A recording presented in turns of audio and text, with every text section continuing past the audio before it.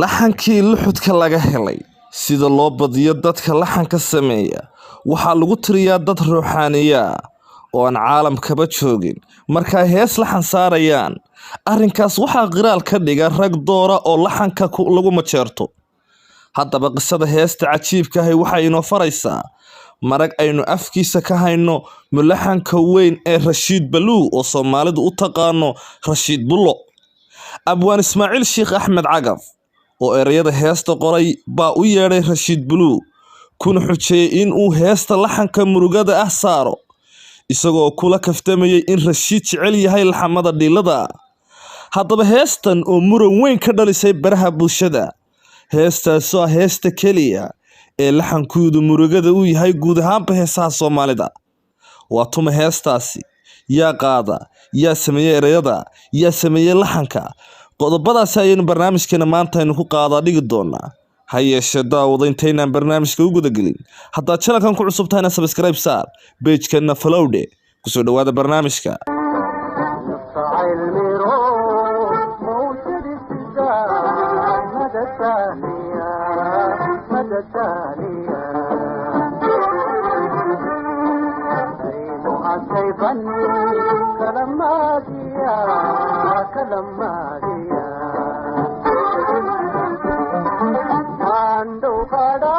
laxankii luxudka laga helay sida loo badiyo dadka laxanka sameeya waxaa lagu tiriyaa dad ruuxaaniya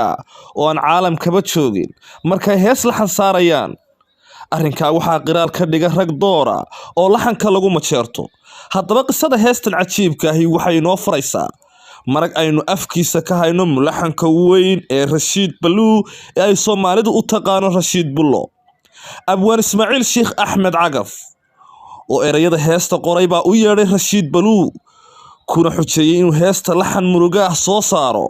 isagoo kula kaftamay in Rashiid jecel yahay laxamada dhilada iyo murugada ay ku dheehan tahay kadibna Rashiid Baluu oo arrinkii ku mudan tahay oo aad iyo aad u qaadan waayay baa heestii gudoomay markii dambe qudha maalinkii erayada loo dhiibay fiidnimadii ayuu mulaxanku ka soo baxay gurigiisa waxaanuu ka soo horbaxday haweenay ooyeysa oo meel xabaalo ah dul taagan markaas buu ku weecday oo waraystay markii uu su'aalay waxa ku dhacay ayay ugu jawaabtay in wiilkeedii la aasay saacado kooban oo ka hor duruuftaasi beerqaadka ah ee hooyada ka muuqatay darteed buu isaguna la qeyrooday dabadeedna sabaalo iyo waano dirqi kaga soo baxday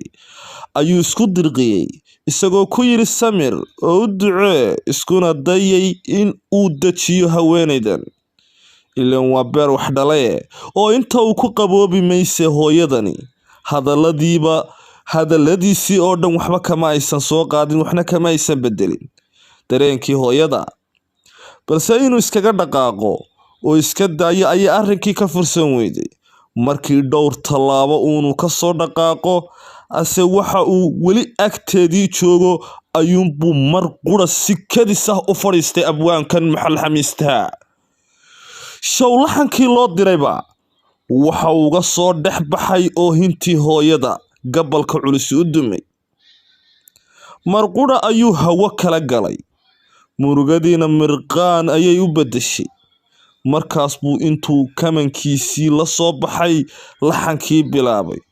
oo waliba waa cibaaro kale uu isla hadaladii hooyadu ku halaaqaysay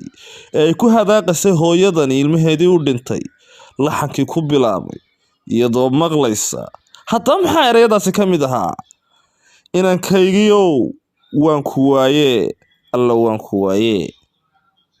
waa koorii horreeyay uu sameeyay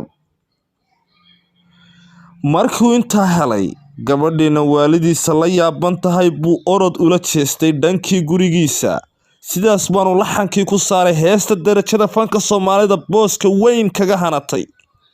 naf jacayl miro mowjadii sidaan madadaaliya maalin dambe xilli duhura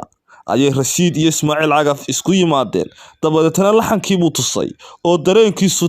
tacbay. markaas buu intuu Ismaaciil Cagaf soo kacay uu Rashiid madaxa ka dhunkaday kuna bogaaday xikmaddii uu xabaasha dusheeda ka helay. xiisaha weyna reebtay sidaas buuna heesta ku qaaday fanaankii weynaa Xuseen Yuusuf Tarabi. haddaba waa tan heestii